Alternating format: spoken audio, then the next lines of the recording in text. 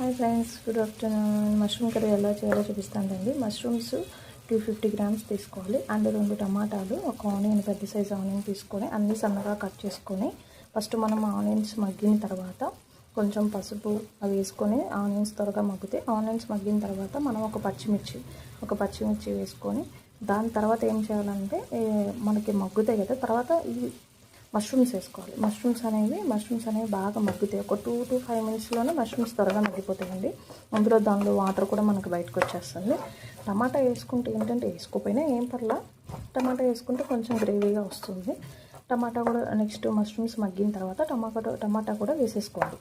టమాటా వేసుకొని ఇలా చూసారు కదా, ఇలా కొంచెం బాగా మగ్గిన తర్వాత మనం మూత పెట్టించుకొని మగ్గించుకున్నాము. బాగా మగ్గిన తర్వాత కూడా నేను ఒకసారి చూపిస్తాను. వాటర్ బయటకు వచ్చేస్తుంది. మనం వాటర్ ఏమీ లేకుండా ఒక 50 మినిట్స్లో మనం ఈ మష్రూమ్ కర్రీని సింపుల్గా చేసేసుకోవచ్చు అండి. చాలా త్వరగా అయిపోతుంది మష్రూమ్ కర్రీ, అండ్ హెల్దీ కూడా కదా. సో లెట్స్ సీ, చూద్దాం ఇంకా. ఓకే, చూసారు కదా ఫ్రెండ్స్, ఇదే బాగా మగ్గింది. ఇప్పుడు మనకి చూసారా వాటర్ కంటెంట్ కూడా, లైక్ ఆయిల్ కానీ వాటర్ కానీ అంతా బయటకు వచ్చేసింది. సో ఇలా అయిన తర్వాత మనం కొంచెం మన టేస్ట్కి తగ్గట్టుగా కారం, నేను కొంచెం కారం ఎక్కువ తింటానండి. సో నేను 2 టేబుల్ స్పూన్ వరకు కారం వేస్తున్నాను. వేసిన తర్వాత అంతా బాగా కలుపుకొని ఒక 2 మినిట్స్ మూత పెట్టి కొంచెం కారం కూడా దీంతో పాటు మగ్గనిచ్చేయాలండి. మగ్గిన తర్వాత కూడా మనకి ఎలా ఉందో నేను ఒకసారి చూపిస్తాను. మీరు ఒకసారి ట్రై చేసి చూడండి. వీలైతే కొంచెం సబ్స్క్రైబ్ చేసుకొని మీకు నెక్స్ట్ ఏం కర్రీ కావాలనుకుంటున్నారో కొంచెం కామెంట్ చేయొచ్చు కదా ఫ్రెండ్స్. సబ్స్క్రైబ్ చేసుకోవచ్చు కదా, ఓకేనా. రెడ్గా ఉంది ఏంటంటే ఇది కొత్త కారం అన్నట్టు, లైక్ ఇది ప్రజెంట్ కారం. సో పాత లాస్ట్ ఇయర్ అయిపోయింది, ఈ ఇయర్ కారం అన్నట్లు ఇది. సో అందుకే బాగా రెడ్డిష్ ఉంటుంది, అంత మంట ఏమి ఉండదు.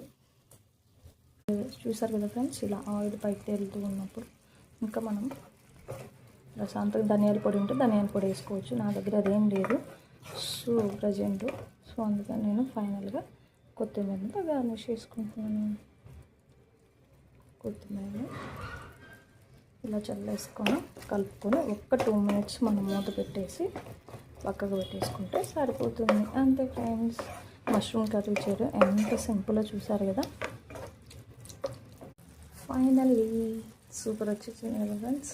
చాలా అంటే ఇప్పుడు మనం గ్యాస్తో ఆఫ్ చేసేసుకుని చాలా అంటే చాలా బాగుంటుంది. మీరు కూడా ట్రై చేయండి. ఒకసారి ట్రై చేసి కామెంట్ చేయండి ఎలా వచ్చిందో మీకు.